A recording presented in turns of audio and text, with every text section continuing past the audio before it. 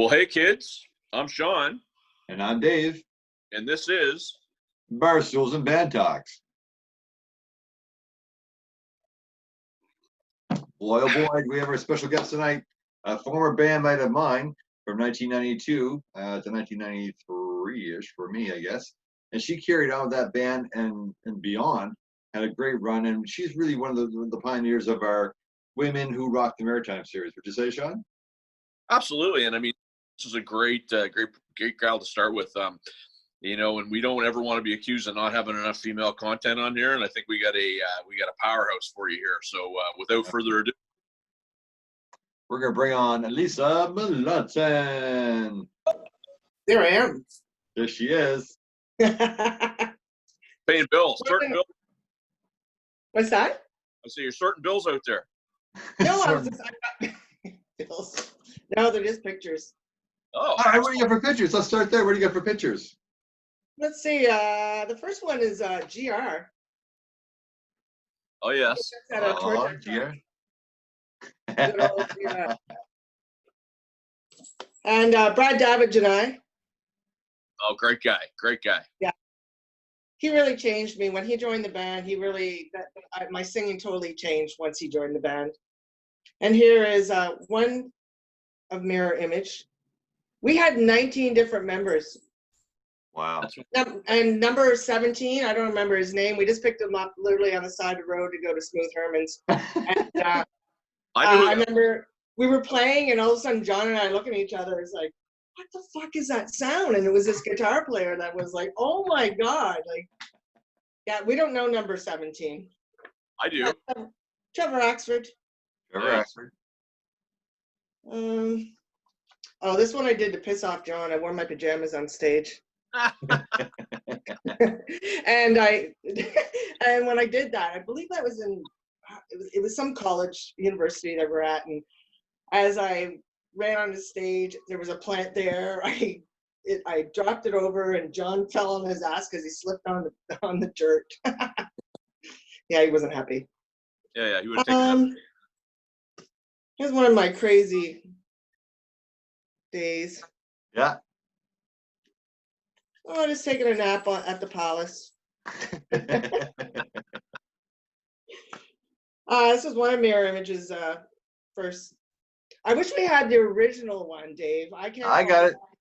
I will post it. I remember it looked like a Sears commercial. It was awful. So when we first started, it was after all you hooligans were destroying hotel rooms and everything. So I remember when we got hired, they were like, hey, you guys have to be innocent. So, oh my God, like that poster was, I wish I could find it. I wish I had it. I have it. I can send it to you. It's basically, we went to Dwayne in Mirror Image as an opportunity to, I mean, if you remember, Lisa, ironically, you're in Vancouver now, and that's why we started that band, was to raise up enough money to go to Vancouver, because that was the scene at the time in the early 90s. So I went to Dwayne and said, okay, Dwayne, you have us in your back pocket. We'll be your go-to band. Whatever you want us to do, whatever songs you want us to play, we will do. And he wanted us to be kind of like what Lisa said there. Can't see you now, Lisa. You're offline there. I am, aren't I? Yeah, that's okay. If you hit video, we might be able to see you again. Anyhow, there she is. She's back. He wanted us to be a safe band. That was the word he used, safe band. Exactly, yeah. So the picture that we have is like, yeah, it could be taken at the Sears Portrait Studio without question. So, yeah. I thought it was Dave. I thought it might have been the deal that you got at the Bay there when you used to be the. That's right. You did work at the Bay. Yeah, that's true. So Lisa, I'll lob it out here. So we've had a number of people say that they want us to start talking to female singers, and because I mean, back in the day, and it was really funny. I found myself apologizing, and you know what? Maybe an apology is in order to you too, about the way that some of us little arseholes were back in the day to girls, and yet every girl that played in the band was super talented. I think of Colleen from Fear of Flying, Christine Bonson, yourself. So any girl that pretty much got up there didn't suck. And 9 times out of 10, we might have had 2 or 3 guys that sucked, and for whatever reason, that was okay. I will tell you, Sean, that every band that I tried out for was looking for a guy. Right. Every band. And I remember my first band, which I believe was Catch 22, all I sang were men's songs, like, which is fine. But I got in there, yeah.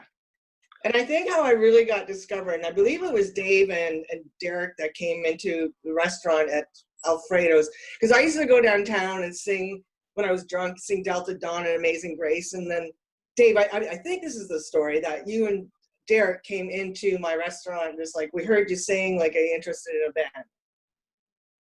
That's pretty much it. You call that? That's what I remember. I remember seeing you at a party, because you used to date somebody that I worked with at the Bay, and I remember at a party, it's like, oh my God, this girl she really can sing, right? Yeah, she's loaded. Yeah, I'm loaded, but she can really sing, and it somehow registered my mind. And then we were drinking downtown, went into Alfredo Washington Hall, and sure enough, she's waiting tables like, that's our girl right there, Derek. We got to get her, right? And it kind of went like that. It's like, Lisa, you should join our band. We're gonna be rock stars. Like, okay. And it kind of went like that. And it was, but I mean, the stuff, the Seth Jordan stuff you would pull off, Atlanta Miles was really big at that time, early 90s. Yeah. What else were you doing? I mean, there really wasn't too much. Melissa Etheridge, Janis Joplin. Yeah. Then when Alanis Morissette came out, that totally changed me, because we were showing up at gigs in Cape Breton. I remember we showed up at a gig, and I had the long hair, and we went to a different bar to go have dinner, and this guy shows up and slams a contract in front of us and says, "You're not supposed to be here this week." And he thought that I was Alanis. Oh, wow. Yeah, so and then there was a few gigs that we played that we were going there as Mirror Image, but we didn't realize that in the newspaper they were advertising us as Alanis Morissette tribute group. Oh, is that right? Yeah. Which I always thought we should have done, like, because John was a great singer, Steve was a good singer. Like, I always said, you guys can open up for me, and then I come out and do a couple sets of Alanis Morissette. But John had no, he didn't want to do that. But I thought it would have been a great idea.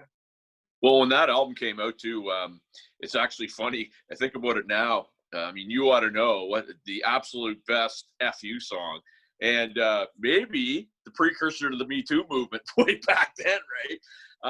And I mean, she really, for not just females, for everybody. I mean, she had fleet face. I mean, music changed for. I think she brought back the edginess that maybe grunge was taken away, and I thought it was very cool. Oh, for sure. Yeah. That's definitely one of my karaoke songs I do, and I people say, "Fuck, you scare the shit out of me when you sing that song." Yeah, no, for sure. So I'm gonna jump ahead just before we jump back. So I actually moved away. So Lisa, when you were playing a lot with these guys, I was in Toronto, and I moved back. And the first time I saw you was at the Copper Penny, and you were playing in Boink. Oh, Boink. And I'll be honest with you, I had no idea that, because I didn't see you play that much before I moved away. And I remember going there thinking, where the hell was this gal 7-8 years ago? You were singing great. You had the stage thing going on. You were super confident. You were playing with some great players. It was a good band, and unfortunately shit happened and whatever. But, just talk to me about, I guess, how long did you play with Mirror Image and all those guys before? Like, was there a lull before you got into that band, or? No, I think with Mirror Image, that was a really long, I would like to say 5 or 6 years. And the best, when it was Derek Belafontaine, John Nicholson, loved Steve Zapp, also loved Brad Davidge. That was such a great group. Like, we were rocking. It was great. And then John and I had an Ike and Tina moment, and the band broke up. And then I believe Amir showed up at another restaurant that I worked at and was telling me about Jeff Roberts and Peter Delmont, and they were looking for a female singer. So that band became the 1,000-pound hand. Some people thought it was 1,000-pound ham, but it was hand. And I remember, I'm like, what does that mean? And like, Jeff was like, oh, it takes 1,000-pound hand to get a girl down on me. I'm like, well, what about the 1-ounce finger? Anyway, it was a joke. Yeah, so that's my girl. Basically, they're both the same bands. From what I remember, I do have posters which I will send you later that I dug up last night. Perfect. Both of those bands. Those bands are fun. Like we had keyboards in that band. We didn't have that in Mirror Image. We were doing like Britney Spears and Backstreet Boys, which is totally different for me, but it was fun. Like I loved the outfits, had the Britney Spears outfits and doing the moves and that. But we did some, like one of my, I love the song Right Now by Van Halen that we used to sing or do. Love coming out on the stage at the beginning. It was like quite the theatrical. Separate Ways was another one of my favorites that we did with them. And great bunch of guys. Like we always had fun. Mirror Image, like when we went on the road, we always had fun. We would stop off and, oh, there's go-karts. Let's go go-karting. Like we were known for having fun in that way. Like we were just at the band house getting drunk or sleeping in all day. Like we got up and we went out and did things. Right. And I mean, you're mentioning your song list and point because it's funny. I'm actually a big closet Britney Spears fan, and you guys used to do "Oops, I Did It Again." I think. Yeah. And, wow. I to me, it was just like being a fan of her. Okay, I'll put it out there, right? But it was just a cool set list, and one of the things that's kind of a theme that Dave and I are like. The day is gone. The day even of 10, 12 years ago is kind of watered down. It's maybe making a comeback. But you guys are still playing quite a bit. I'm sorry? You're still playing quite a bit in that band, right? That band, I'm not playing at all. No, but you were back like when Boink and yeah. We were playing, pretty much every weekend. We had gigs pretty much every weekend. That's one thing I miss is looking forward to the weekend because that's when I got to express myself was can't wait till Friday comes. Like I get to sing my heart out and like just express everything I've been going through all week or what's on my mind. I miss that. Yeah. But Mirror Image, you were a full-time band, Mirror Image. Yes, for sure. Yes. So, and that would Masquerade was with, I call him Caesar. I think I gave him that name. He said, because his first name was Julian. So I wanted to make him a different salad because there's a Julian salad. So I made him a Caesar salad.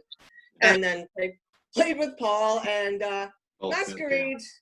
We oh my God, they were making me do songs that I couldn't even sing. Like everybody dance now, and that was like such a high note. And like they get mad at me because I'm not reaching the notes. And like I can't sing this song. Like come on, oh fuck, I lost you again. That's all right. We'll be back. Okay, I'll find you. I don't know why I keep losing it like that. Right back. There she is. After these messages, we'll be right back. So there we go. So when you mentioned Masquerade, because I mean, so Dave and I actually jammed with Caesar probably a week before all this nonsense started. Yeah. I grew up with those guys, and I mean, I knew Paul very well. Yeah. Paul actually bought my old drum kit, which was kind of funny. And then and Caesar bought my old guitar stuff. It's gonna to pawn off her old shit. So Lisa, you're saying you're not playing at all right now. So obviously you miss it. Like, do you have any plans to get back at it, or not in the cards right now? I don't. I've had so many opportunities. When I was in Toronto, I actually had fantastic gigs. I played there was a gig that we're playing at the, I can't remember the name of the bar, but we played it every Thursday to Saturday. And I played with Rob Laidlaw, Peter Nunn, and we always had different musicians for drummers and the guitar players and whatnot. And it was so weird because we'd never rehearsed. They would just send me a CD on Monday. I had to learn it by Thursday and get up on stage and do it. Like I was doing like Evanescence and some pretty hard stuff. You nail that stuff. You would nail that stuff.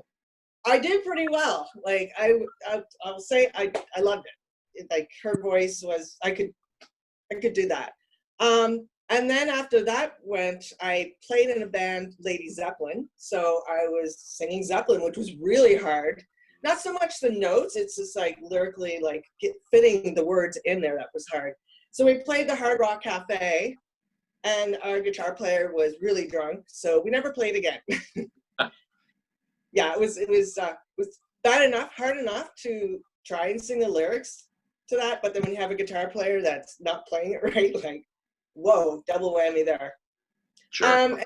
And then here, and basically, you know, I hate to say this, but, you know, I got married to an asshole who was jealous when I was on stage. He loved my voice. He was very proud of me, but he was jealous of me on stage because he thought when, you know, when I was singing that I was looking into like the guitar player's eyes or whatnot. Like, that doesn't faze me in the least. I have no idea what's happening on stage sometimes. For example, I got up on stage with this band in Toronto at the Chicken Deli, and I was doing Proud Mary. I was just getting into it. And when I was done, everyone was just like clapping, like going crazy. I'm like, wow, I did real, wow. And then my friend said, your left titty came out.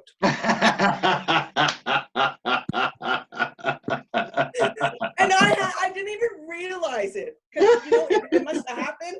And I must have just pushed it over. And then, you know, everyone was just going crazy. And then, so the next night, the band asked me to come up again. And I was just like, folks, I'm sorry to tell you, but there will not be a right titty debut this evening. You know what, Lisa, though, you hit on something that I think is really key that I think we got to talk about for a second, because I remember this is back a number of years ago. We were playing the Halifax Ale House, and I had a friend that came out the Thursday, the Friday, the Saturday, and he's watching us. He's dancing, he's drinking, he's partying, he's having a good time. He's kind of living the life because, you know, his buddy's in the band. Calls me Monday morning. He goes, I feel weird. I'm like, what do you mean you feel weird? And he goes, well, I just had this wicked weekend. I said, bud, it's like a soap opera. It's not real. How do you guys do it? I said, I've been doing it a long time, and it's not real. We're playing a role, we're playing a game, and then when we're done, it's normal. Touch on that, because for a singer, it's, you know, I know exactly what you're talking about with this whole, people might think that you're, you know, doing the old flirtation, mental flirtation with them, right? Yeah. Let's talk about that for a second. Because the thing is you don't, I mean, I remember your performances where you didn't stand there and tap your foot. No. Right? I moved around. I did costumes, especially at the Palace. I always, like, every set did a costume stage. And there was a few times that I did, you know, if I wasn't comfortable with what I was wearing, I'm like, play along solo, I'll be right back. One time I changed right behind the soundboard, which is just on the side. And then another time I brought my wireless mic downstairs and I changed in the washroom and I put the mic in the toilet and flushed it. And I was like, came back up, I'm like, did you guys hear that? I flushed the toilet. So yeah, no, I did not stand still on stage. At the beginning, I sure did. I was pretty much, you know, it took me, when we were playing the Palace one night and there was some guy there, he said he was from Sony. And he said, you know, your voice was good, but you just stood there. And I really learned a lot from that, whoever that guy was. I mean, it was the Palace, it was the first set. There might be 3 people in there. So I should have acted like there was a full audience there, which after that, that's what I did. Yep. I just went for, you know, there were certain people in my lives, like Brad Davidge definitely changed the way that I sang and performed. Like when I saw him sing, I was just like, oh, I don't have to sing like the record. I can go off. And that's one thing that I loved. And then Larry Hall, when he came in, boy, we had a fun time on stage. Yeah. Got some grumpy faces out of John, I'll tell you. Yeah. Well, Larry and I will be having fun over there. And I think I got my hair caught in his guitar one night. And then John just like got that scowl look on his face. God love him. Like, he was a fantastic player. It was great. Oh yeah. Well, truth be told, I have the scar over my eye because of Larry Hall, a gig at the Opera House in Newcastle, and it wasn't on stage. We were taking the lights down, and he was on the second floor, and he dropped the light, and he didn't tighten it, and the clamp went and hit me in the face. So thank you, Larry. Scar, man. Suck it up, princess. It's rock and roll. That's right. Yeah.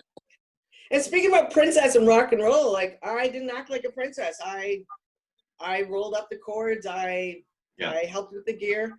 Derek Belafonte made sure I did that. From day one, yeah. No, you were never like that. You were a treat to be in the band with, Lisa. And I didn't know what to expect at the time. Like I said, I don't know. She's just some chick I know, and I think she can sing, whatever. And came down to rehearsal, blew her doors off, you know, and consistently blew her doors off. I don't remember you having a bad night. I remember you taking care of your voice. You were very good to take care of your voice, you know, and I remember that, drinking the tea and the honey and really taking care of yourself and exercising and doing all the things you should do, breathing properly. but you're never a prima donna. You know, you really weren't. You know what I mean? No. And she can party harder than most of us. You know, I can tell you right now, right? And you know, we all have a. By the way, this isn't tea. It's just a tea bag string tucked. Awesome. Well, I do want to tell you one thing though, because I Bonzant. What's that? I didn't hear that cut off. I said, you remember Christine Bonzant? So she played around. She was in Joker's Wild. Anyway, Okay. Yes. before she was in Joker's Wild, she was in Night Heat, and I was in that band with Larry and Trevor, Axford, and whatever.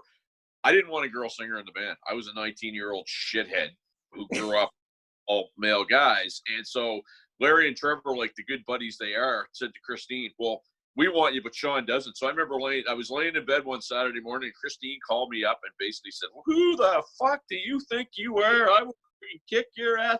Anyways, like, okay, I'll play it. And it was like one of the best experiences. And I just rekindled that story with her. My point is, you know, I was probably listening to Heart and a lot of really, you know, great women rock singers, but the girls couldn't, you know, Sebastian Bach couldn't sing his own shit when the girls could. You know what I'm saying? Yeah. And Yeah. a lot of you gals that had the, you know, the vocals in the range could, you know, not only sing, but sing consistently, where the guys usually lost their voices. Right? Yeah. Yeah. For sure. And you know, another thing, having a woman on the road is a lot of fun. I've always been a tomboy, like always. Like, I'm better friends with guys, and being on the road, like I remember going to Smooth Herman's, and we were staying in that hotel, so I had the hot griddle, a toaster oven, and I would do the cooking, and then the power would go out because I broke a surge or whatever you call it, or the breaker, yeah. And then Derek would have to go fix that, and then Steve Zatt he had to do the dishes. So it was kind of fun having a woman on the road that's going to feed you, right? Sure. Not like, you know, Derek used to go to the Irving and buy 2 hot dogs for $2 and put one in his pocket, and then, you know, down the road he's pulling out this hot dog out of his pocket. Oh my God! You're bringing back great memories. Like, this is. Well, you know what? That's what this is all about, really. I mean, that's, you know, we're trying to you know, reconnect some of this stuff, because you know what? A lot of the people that are playing the bars now, they don't know about this stuff, man. They don't understand what it was really like. They're American idolized, where they just think you sing, get famous. You know what I mean? So it's cool, and I mean, this is good for me, because you and I sort of knew each other, but I mean, I only really kind of get to know you when I moved back, and you were playing the bars and stuff. But you know, I always remember you as tough as nails. I always remember you as a talent,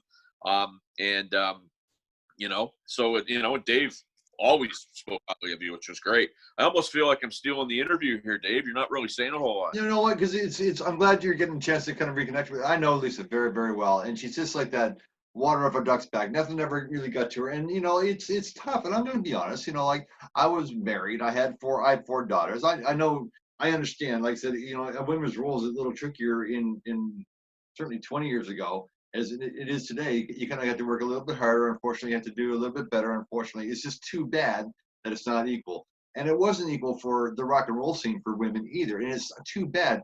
But you put the work in. You did, and you deserved it. And long after I was in the band, and long after Trevor was in the band, you and Derek took that band and you just wrote it. You know, and I could have imagined. I couldn't believe how well you did, and looked so good and sounded so good consistently night after night, and had great reviews. Like, no one ever had a bad thing to say about you, you know. And you never gave up. You know, you never had the prima donna, I'm a girl. You never had that philosophy. You always, you know, you stuck it out, and I'm proud of you for that. I think I told you that the other day when we were talking. So, I mean, well, I think the only time that I wasn't quite a prima donna, but I had to leave the stage, was we were in Happy Valley Goose Bay, Newfoundland, playing with Derek, John, and I really don't know who Trevor. Trevor. And I was drinking the water because, of course, being a singer, like, I'm drinking water, not knowing the water was bad. So I'm on stage, and all of a sudden the guys are like, Jesus, what's that smell? And I'm like, sorry. And the next thing you know, I thought I had to get sick. So I ran to the washroom, and I didn't know whether to stand or sit. But anyway, I had 2 nights off because I got food poisoning from the water. Yeah. And the guys, it was Steve Zatt. So Steve Zatt and John, they they made the gig go through. Like they had to play for 2 days because I was dead in bed. Like, and that's the only time that I couldn't do it. Well, that says something, because I mean, you know, I get a hangnail and sometimes I don't feel like showing. And you know, the other thing too is they say that, you know, they invented the cold so a man will know what labor feels like. But anyway, so I don't know. So Lisa, I think the last time I saw you, you were home 6 or 7 years ago. Might have been about that long. It was at the ale house when we were hanging out.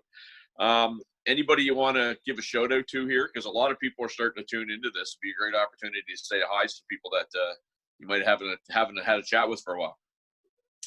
Well, I'd love to say hi to Brad Davidge, Steven Zatt, Derek Bellefontaine, Jeff Roberts, Peter Delmont, Trevor Axford, and Tracy. There's so many people, and I don't want to leave anyone out. Oh, Amir. Yeah, Awesome. Yeah. So, Dave, I mean, we could go on. We're on the cheap Zoom, so we ought to watch our time. But how looking for time, Dave? Yeah, we got a couple more minutes left. So if they say, I guess to end off, they said, like I said, to me, it was just like an honor to have you on here, because, you know, like, you were a great singer, and it was a tough time. You were in the early 90s, you know, breaking ground that hadn't been broken for a long time. Then we had Sharon Burry, we had Pam Marsh, and we had Doris Mason, and we had Christine Bonsan in the 80s and the 70s beyond that. But I think you kind of took the 90s by storm, and you kept it going locally. That I can't give enough accolades for that, because it's a tough business, a tough grind, and it's I was lucky in the 90s us. with the music that was coming out. Pardon me? I was just saying the 90s was perfect for me because, you know, Alanis Morissette, Sash Jordan, Cranberries. And then I love the fact that the guys, John and Steve, could both sing. So we were doing, you know, like a lot of like guys on I'm Mother Earth, Tragically Hip, a lot of that stuff. So it was kind of good that, you know, gave me a break. It gave the audience a break. And then when that stuff would happen, I would pretend that I'm playing guitar. Nice. Just so I could be on stage. And then, oh yeah, I should say hi to Neil Gaudette and Bob Melanson, Larry Hall, some other players, fantastic players that I had in my band. This is me another time on, you know, pretending I'm playing the drums. I look good when I'm faking. It's pretty good. Well, I didn't want to go girls off don't fake it, do they? Yeah. But shut your mouth when you're talking to me. Oh yeah, I do want to say this, Lisa. There's an awful lot of dudes so far that are players, because we're trying to do a series that have yet to, you know, they want to come on, but they're nervous. So I think you coming on here once again, kicking guys' asses before they come out, is a good thing. So all you dudes there that have all not, of you, right? Lisa did it. You do it. Thanks so much, guys. Thanks, Dave and Sean, for both of you guys thinking about me. Like, it means the world to me. We'll appreciate that. You're an important part of our history. You really were, you know, for sure. So, peace out. Peace. All right. I will send you a couple of our posters. I'll send it to Dave and I don't know, what do I put it on your site, or should I send it to Dave through? Just send it to me personally, or my email. The email that I sent you here, that'd be fine. Yeah, we get some stuff on there. It'd be awesome for This is so. Just so people remember, like, who is that chick? She cray, but. She's cray. Oh, good. All right. All right. Lisa Melanson out there in BC, we sure appreciate you coming on to the Barstools and Bandtalk site, and reliving some memories for me and making some memories for Sean. It was great. So. Thank you so much. All right. Take Peace. care. Bye.